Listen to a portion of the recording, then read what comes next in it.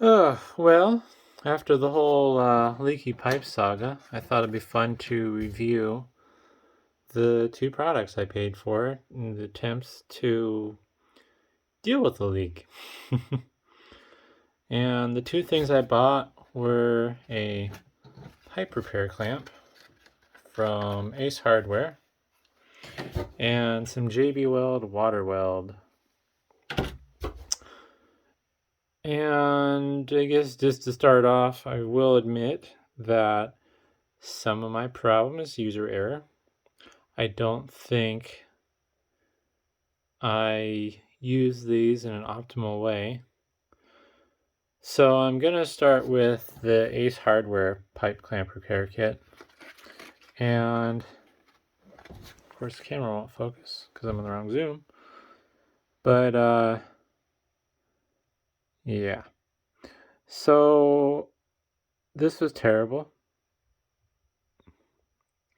For some reasons that are the part's fault and some reasons that are my fault. So like it wants me to place the gasket over the leaking area. So this is the gasket. Like, do I just set it on the pipe? Do I just set it there and, oh, well, it's not going to, I guess I got to balance it. Like, how am I supposed to get this to stay here? Plus it's thick and it's not very pliable. Like the vinyl flooring I'm using is thinner and more pliable than this rubber is. This rubber is very stiff. So I guess I kind of try to bend a radius on and like try to balance it. And then I fumble around with this. This is technically for iron pipe, so there's that. So I guess kind of shame on me for buying iron pipe fix for copper. I'm not sure what these two pieces are for. If they were intending that I was going to have two leaks, or if they were intending that I was going to like put it on each side of the pipe. Both of those are equally difficult and unlikely to accomplish. The other problem is these nuts aren't captive nuts on this clamp. So as you see here, I used some green painter's tape to hold the nuts on and just screwed through them. I pre-screwed these and I had them, probably too tight for me to, I can hand loosen that one. I basically had them so they were right at the tip of the screw. That would allow me to basically move the clamp into place before I screwed in the other ones through the nuts that were held on a tape. But like, if I want to get this on the pipe and install it and everything, good luck. I mean, if I wouldn't have thought to tape the nuts on, that there alone would have been a problem. But then on top of that, to get that all lined up. Another problem I had is these, as far as I can tell, are number 3 Phillips. But I had just the worst possible time getting my number 3 Phillips bit to stay in there on my impact drill. Because like with my impact drill I have, it's just a little mini 12-volt impact drill.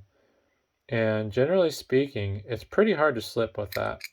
You don't have to put a ton of pressure, and usually the hammering will engage before the head slips. So I just had all sorts of problems with this, and some of them, yes, are my fault, but some of it is just it's a terrible part. Like, trying to install this was miserable. Now onto the JB Weld putty. It's kind of gotten hard, actually. This was terrible as well, though. So the issue I had with this was no matter how hard I tried, the tiny little pinhole just had too much water pressure for this to stick to the pipe. So that tiny amount of water pressure ended up, I think I might be able to push it off, but it ended up basically pushing it away. And you can see there's some voids there from how it was peeling away. Maybe we can use this. Also, this stuff stinks. I don't know what. Yeah. It smells like farts and Play-Doh, and I don't know. Maybe they fart on this stuff when they make it in the manufacturing process, and that's like their little trick to make it their brand. But yeah, this stuff stank, and it just wouldn't stick. Like I just basically tried making a fist over it and squishing it down, because the pinhole was right about there. So I thought I eventually just started mixing more of it up and tried to squeeze it over, but it just would not stick for the life of me. And it says it'll set underwater. I guess it doesn't really say, you know, that it's pressure or water pressure resistant, but like this didn't even want to stick to the pipe. Unless I need to scratch it up more than the green scratch pad I used did. So, yeah, I don't know. Has a set time of 15 to 25 minutes and sets hard in an hour. I don't really see anything saying what the work time is. So, that's kind of whatever. I really did not like either of these products though. And I don't know what percentage of the blame falls on me as the user versus the product itself. Like, this is a poor design from a usability standpoint. If anything, they should have put like an adhesive backing on this rubber so you can approximate where you want it inside of the clamp and put it down and just have it somewhat stuck, because then you could slide it over the pipe and tighten it down. But yeah, and then they should have had captive nuts. Like, I think this cost $7, and for $7 they can do a lot better than a pair of stamped pieces of steel and just some basic nuts and bolts. Like, these probably aren't even like high quality nuts and bolts. They're just your basic what this coating is. Not chrome, galvanized maybe, or polished. It's probably just polished steel. But I think for the rest of the video, I'm gonna grab some tools and see how much of this I can get off and see what the pinhole looks like. Alright, got a flathead screwdriver here. I'm pretty sure I can just get under here and pry it away. So in some spots it almost feels like it's adhering. Yeah. So it might have adhered to some of this copper, but I'm just going to spin the rest of it off, it seems. I don't know if I'll be able to find the hole. Oh, there it is. That teeny tiny little hole was my problem. That was my leak. Really not bad in the grand scheme of things, but it was mostly a problem because it was cutting a hole in my drywall and it was getting water everywhere. The panel of drywall I punched out, it was basically sopping wet, but I don't really have anything to reference for size. And that's a number 3 Phillips bit next to that hole. It's basically like somebody took a needle and poked a hole in my pipe.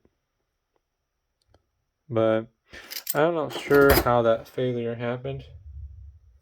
I'm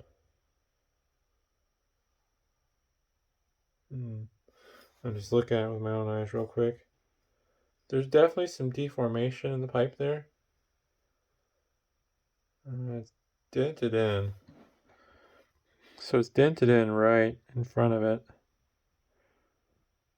I'm not sure why.